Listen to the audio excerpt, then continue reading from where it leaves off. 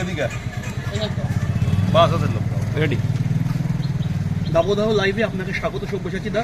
বারাসাতে এবার আপনি প্রার্থী। যে বিধানসভা নিয়ে অনেক সংশয় ছিল কে প্রার্থী হবেন, শেষ পর্যন্ত আমরা প্রার্থীর মুখোমুখি। কতটা আশাবাদী এবার বারাসাত নিয়ে, বারাসাতকে সাজানোর ব্যাপারে?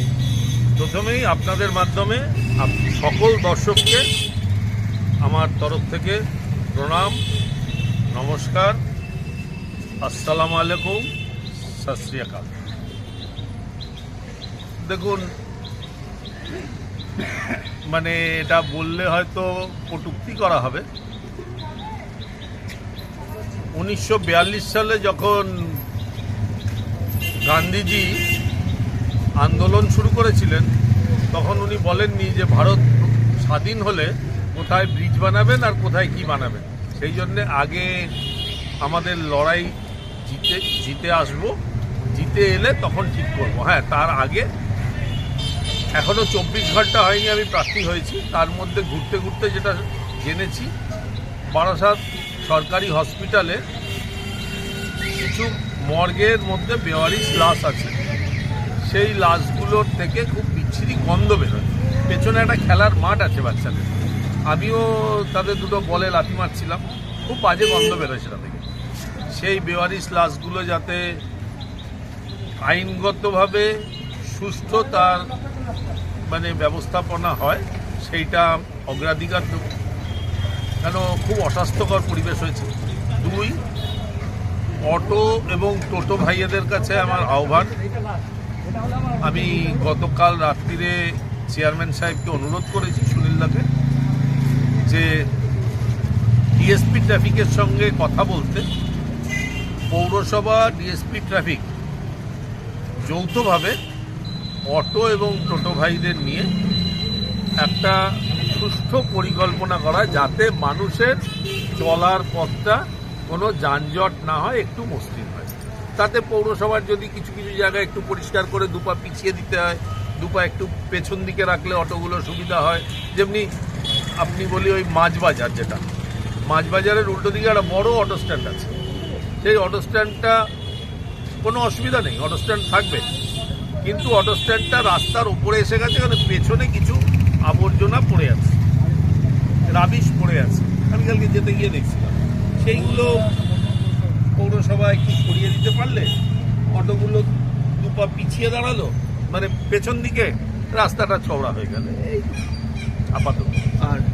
আর এখানে জল প্রকল্প হচ্ছে, নিকাশি তৈরি হচ্ছে, আর সব থেকে বড় বারাসাত পৌরসভা যেটা পেয়েছে, জঞ্জাল অপসারণ। জঞ্জাল অপসারণের উত্তর 24 পরগনা শুধু নয়, পশ্চিমবঙ্গের মধ্যে 123টা পৌরসভা, 27টা কর্পোরেশনের মধ্যে বোধহয় ওয়ান অফ দ্য বিগেস্ট এবং সফিস্টিকেটেড গার্বেজ ডিসপোজাল ইউনিট তৈরি হচ্ছে বারাসাত। ঠিক আছে, নমস্কার। না, অনেকে ভাবে না যে আমার আচ্ছা, চলুন বলুন, চলুন, এইটা একটু সরিয়ে দেবেন দাদা, কাগজ সরিয়ে দেবেন একটু, বলো। স্থানীয় বাসিন্দা হিসাবে তৃণমূল কংগ্রেসের যিনি প্রার্থী, আপনারা সাধারণ মানুষ হিসাবে সে প্রার্থীকে নাম শুনেছেন, কতটা আপনারা খুশি বা নিশ্চিন্ত মনে করছেন? এতদিনে কি যোগ্য প্রার্থী পেয়েছেন আপনারা? খুশি, যোগ্যতা।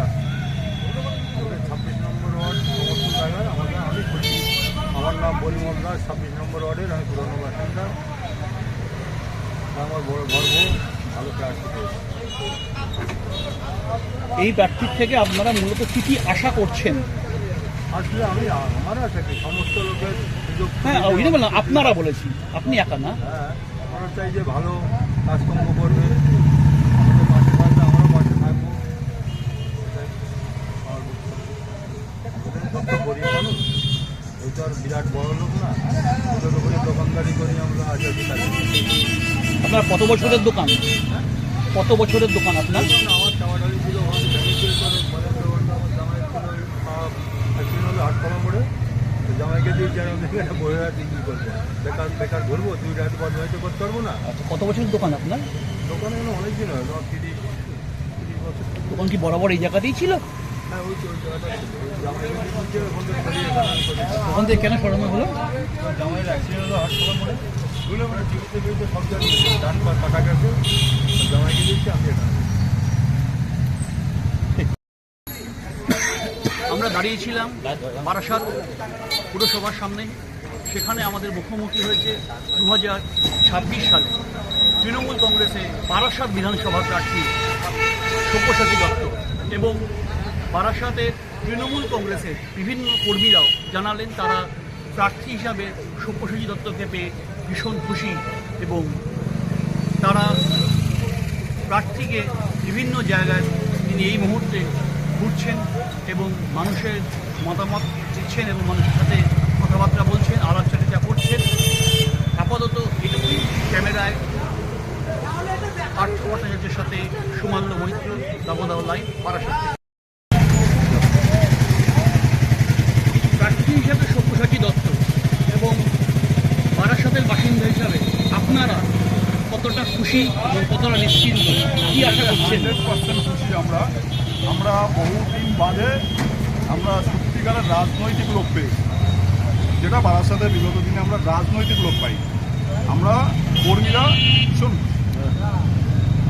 তাহলে কি মনে করছেন আগে যিনি বিধায়ক ছিলেন অর্থাৎ চিরঞ্জিত বাবু অভিনেতা, তার কাজ বা তার যে চিন্তাভাবনা, রাজনৈতিক চিন্তাভাবনা, সেটা কোথাও ঘাটতি ছিল? সে রাজনৈতিক লোক নয়, সে চলচ্চিত্র জগতের লোক। আমরা বলতে চাইছি সে অবশ্যই ভালো ছিল, কিন্তু আমরা রাজনৈতিক লোক পেয়েছি, রাজনৈতিক গার্জিয়ান পেয়েছি এবং সাংগঠনিক, যেটা আমরা তৃণমূল কংগ্রেসের প্রতিটা সৈনিক এবং বারাসাতবাসী সবাই। আপাতত প্রার্থীকে সামনে রেখে বারাসাতবাসীদের কাছ থেকে কিরম সাড়া পাচ্ছেন? সারা প্রচুর, কারণ সত্যি কথা বলতে সবাই উজ্জীবিত এবং আমরা যা প্রার্থী পেয়েছি তাতে আমরা সকলেই খুশি। জয় শুধু সময়ের অপেক্ষা। জয় বাংলা।